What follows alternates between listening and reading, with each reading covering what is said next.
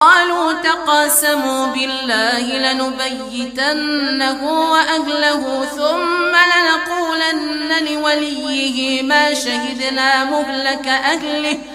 ثم لنقولن لوليه ما شهدنا مهلك أهله وإنا لصادقون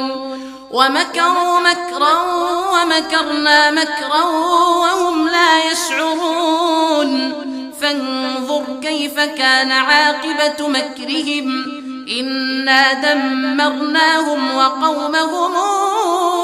أجمعين فتلك بيوتهم خاوية بما ظلموا إن في ذلك لآية لقوم